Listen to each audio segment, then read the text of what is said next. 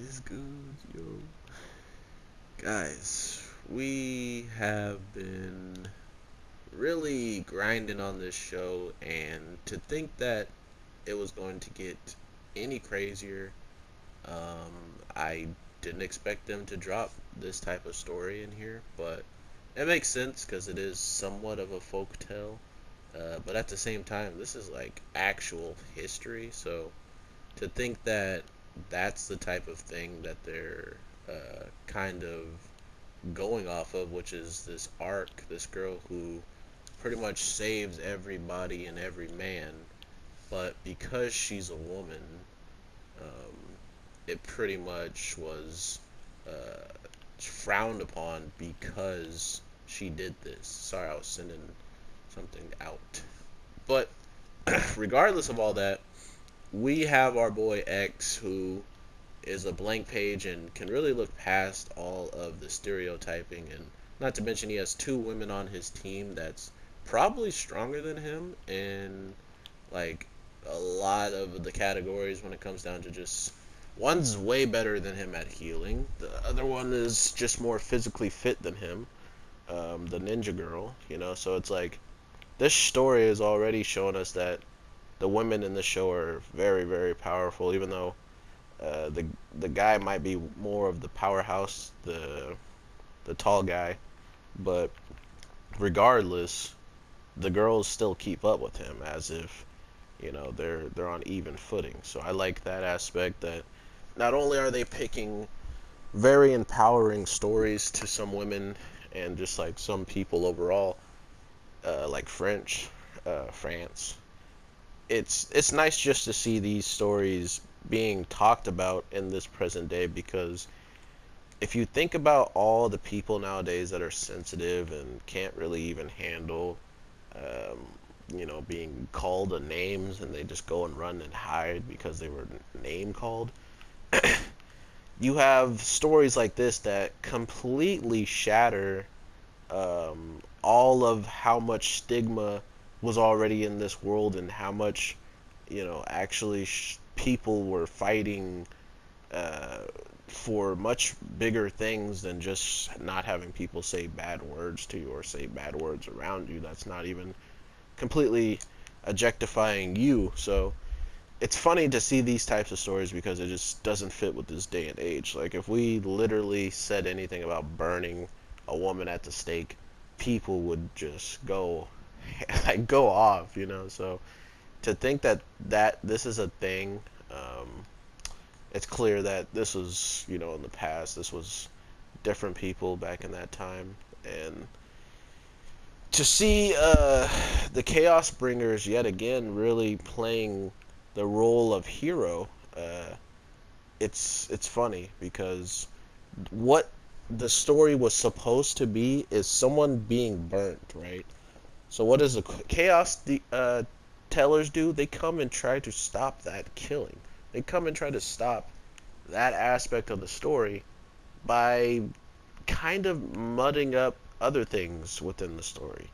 And that's the part I kind of don't agree with, because the person that they're using, or the person that gets all this power to be able to kind of alter the story, is always someone who's you know seemingly evil, or once they get changed, their mindset is just much different than what they remember, or that they can even recall. So I never thought that aspect of it was good. So I think that's kind of why X is such a good character for the audience to be following, because that's pretty much how he felt. He's like, I understand what you're trying to say, and I understand what you guys were trying to do at one point, but at the same time, these people are trying to live, and die by their books, and here you come completely changing it, or giving someone else much more power over them than was supposed to be. So not only are the people who were supposed to live okay lives are living way worse, but the people who are supposedly being taken over by the chaos tellers are practically living a life that they don't even know they're doing, because seemingly most of the people when they get freed, they're like completely opposite of what they become after, getting the power. So that's why it's funny to me to think that they're like, oh, we're doing the right thing, we're doing it for the people, but then you look at it and you're like, okay, so what do these people even remember of them doing? And they're like, oh, I was doing horrible things, I would never do that, I'm sorry. They're always apologetic because they don't necessarily want to do that. And the thing also that is kind of messing with me that they haven't talked about or that they haven't touched upon is just the fact that, well, you can't knock this thing over. Yeah, you can't.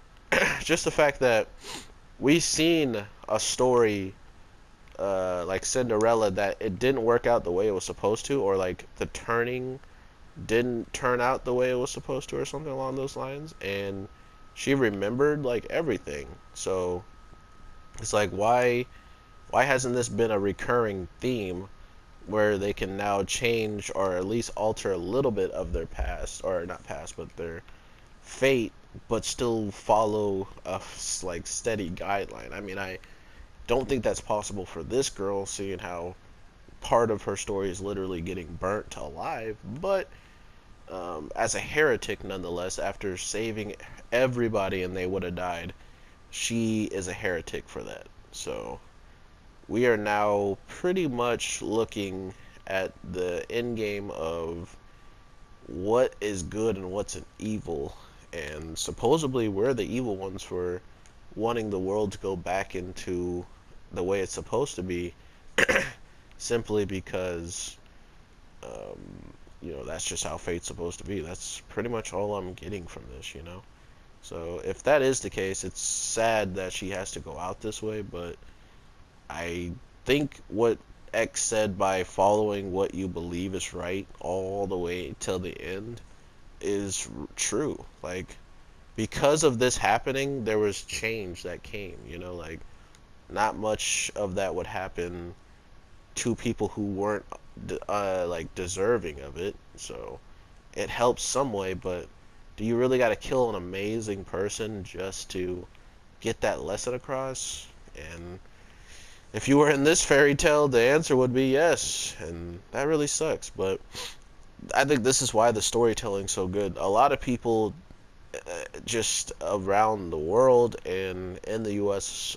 are like, countries, and don't really talk about those types of stories anymore, or not. I've necessarily never really heard people, mention like, oh, this is kind of like that time, if we ever see a movie that relates to this or something.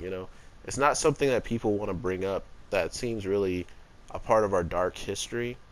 And some of this stuff never could have happened to Japan. Like, why would Japan be in France, and why are they speaking Japanese and all this stuff? You know what I mean? So not only are they trying to tell us, like, looked up to your guys' stories as much as you guys look up to our stories, and they're showing us that they use those types of maybe storytelling in their own way. So I don't know, it really gives me this weird um, inspiration that at least somebody is telling the stories that still need to be heard. Like, this was an actual story that people believed they were doing the right thing. Like, when they burned her at the stake, they thought it was correct to do that.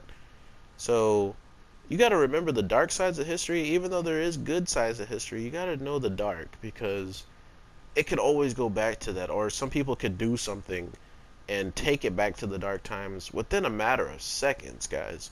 And I think this was a good way of seeing that. Like, all it really took was one person, standing up, or one person just not, backing down. I mean, mainly being the chaos tellers, but I don't know. I truly, truly think that we are going to see a lot more of these darker stories, like these darker tones.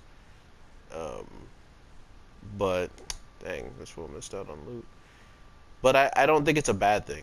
I think it's definitely going to get rough for some people who haven't heard any things about these types of stories, but You gotta remember, this stuff is in some history books, and this stuff is also fantasy, but at the same time, a lot of people grew up believing these stories to be factful and to actually mean something in the grand scheme of stuff. So I would love to hear you guys' opinion on this, and I'm sorry this video came out so late.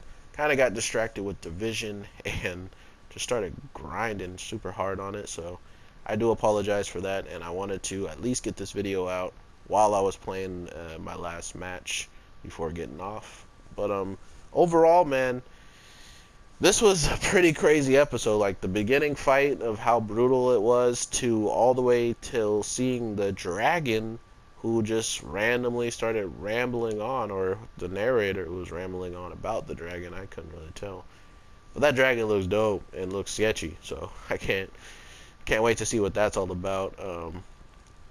I don't really know. I think this series is almost coming, like this season's coming to an end pretty close. So uh, if this show does come to an end and we lose another show for Sunday, I'm gonna have to find replacements. So bear in there with me. I hope there's some good animes dropping relatively soon. But your boy, the Anime G, here with that daily content. So if you enjoy, make sure to subscribe.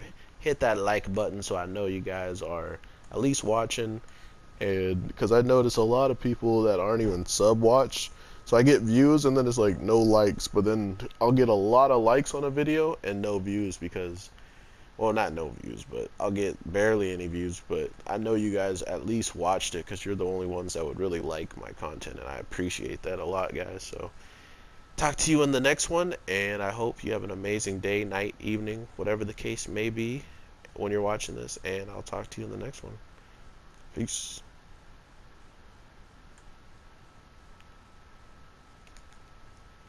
Dang.